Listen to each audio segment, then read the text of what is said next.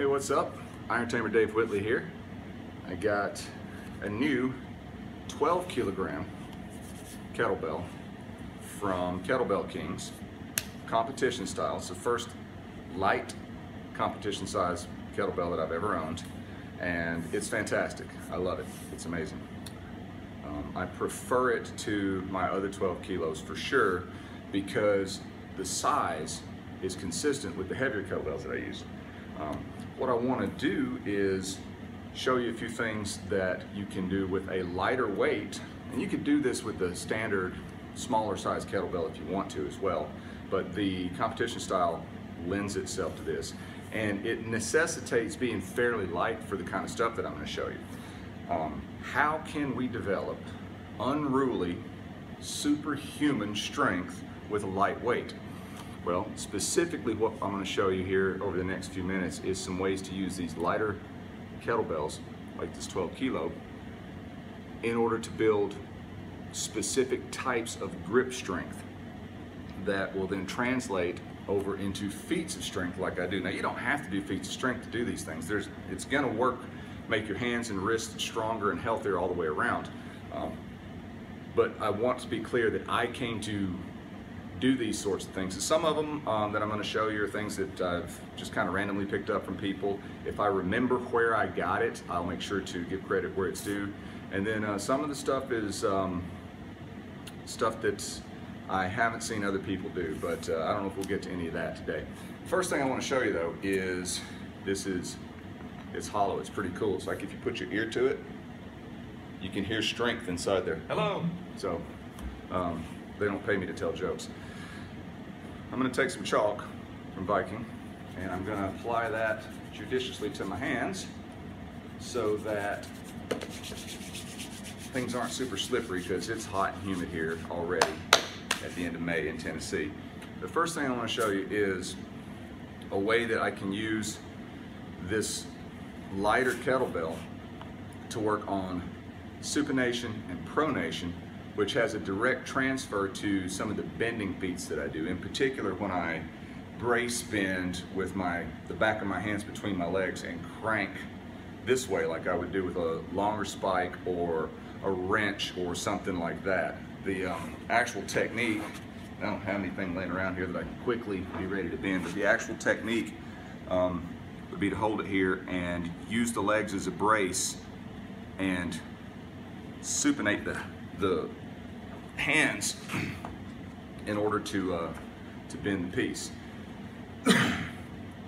What I'm going to do is I'm going to lay the kettlebell on its side. I'm going to hold it between the normal place that you would hold onto it on the handle and the ball on the side of the handle here on what some people would call the horns. And then from here I'm going to roll it over, gently bring it down into supination, and then I'll pronate the same way.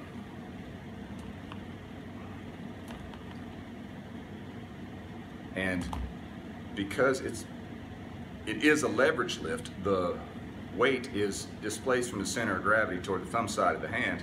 It's quite challenging. And you can do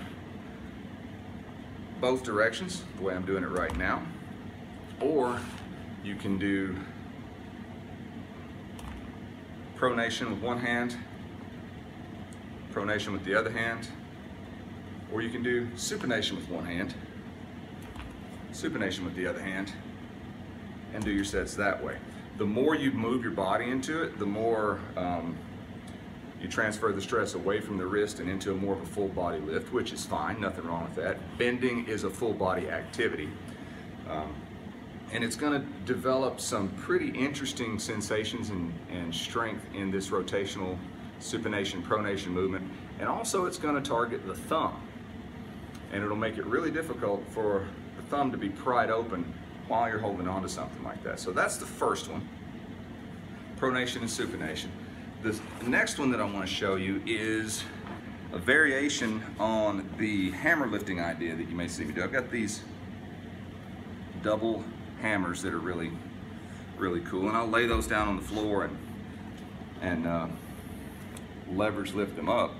But you can mimic that with this kettlebell. I'm going to adjust the camera a little bit so you can see everything. And what I'm going to do, there's a couple different ways to do this one as well. But the first thing we're going to do is we're going to bring it from lying down up to a vertical position and back down. Now this weight is quite light for me. So I can keep my elbows on the ground and actually lift the kettlebell completely off, I say the ground, completely off the bench and do this motion with it. If it's heavier, you can bring the elbows up and rock your body weight back to do that. That's the way I do with the heavy hammers.